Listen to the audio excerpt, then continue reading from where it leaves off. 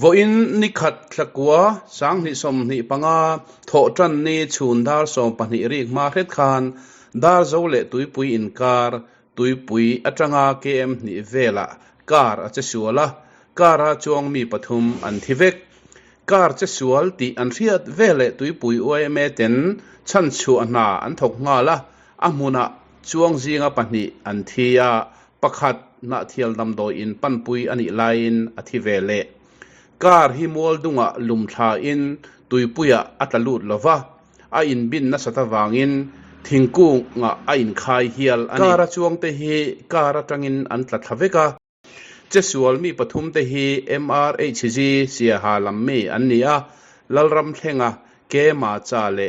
LB rolu ate anni tuipui VC pu F lal than tluanga le anupui kan biakna ngai tha ang tuipui ania dar zo lam kong mo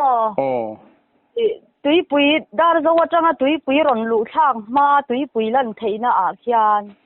tuipui le dar zo inkar ti na ni em ni tuipui atanga ke em engzat vela nge KM ni vela nianga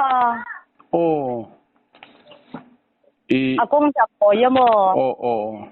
anan hi tu ti ha nang renga akoy mai to kana ani chuan a accident la hi imu ani nan soya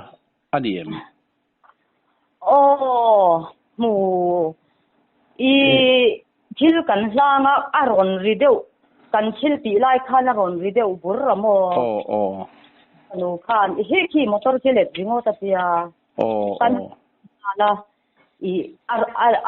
alum non le na kan han muta mo kan du kan ka han avai khat lum na kha kan panu ja na tu kan hoi na alum thata zel ta mo moal dung a hian ani ta oi pang ve lai hian ya kimidar kilai kwari kan timaya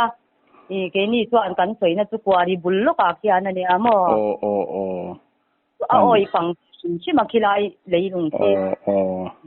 za vel ngel alet ni a in riat kan hua chuan kan hu lai a kha chon boi ni kan hu mo ma se khani admin em awangin mau mun te nia kan hu kan alang alet kan hu lai ya alan na ai thang de ya nia om ni ani tak chu eng motor nge ka rania eng ma hi kan la mu be la he a motor po hi min la ron sil lawa ka kan ni ronga ta a number te aka a motor hin te kan se lawa mo ani tak chu eng zat nge chuang ni an soi chuang zat eng zat nge pathum thi an omem pat hi kha munan ki hala pakhat khadam doina an kalpui do na dam doin an tur thleng man lo ani chu hello putuang oya in la omem ni muna to lo we postmortem turin kan plan chho me eng kar ngan ti ha ta te min hi ka het lo a number in cm a number a number po mu thei lo a chan chu singa in ban kang ni yamo sing rem vel thei chu kan la thei lo thir kin kan lo keng bok thir tep la tamo ani a chuang a te ming hi in iset theim a chuang a te ming hi lal ram thenga ni mo pakhat hi ke macha vakia ti kha ni mo chuan pathum na ka LB rolwa inia an vai nan thivek ta ni hi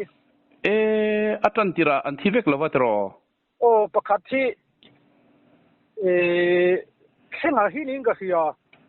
ka kong na ka nia damdoi na pan wat angai ka de kan zon chu ka bo damdoi nan khen man chia ni chu national hospital ani chuan tu na han postmortem turin kan plan chho me ka mo ani le mo thinga chuan motor chu ain khaya antla chuakem nge chung an thi antla chuak ve ka mo akong na khenga min an mani takha ka khatiang thei lo mo chu adam ber ka khenga ni chuan kha motor thanga oma aba ka chak la manom de kamo enge anh so na viewem liam an tur na vi liam ten liam ten au kham nei lo mo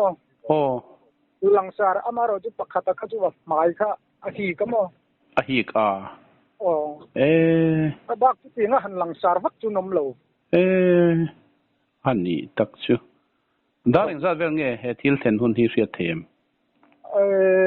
min lo phone kha dar som pakhat le minute som ma pak ni mo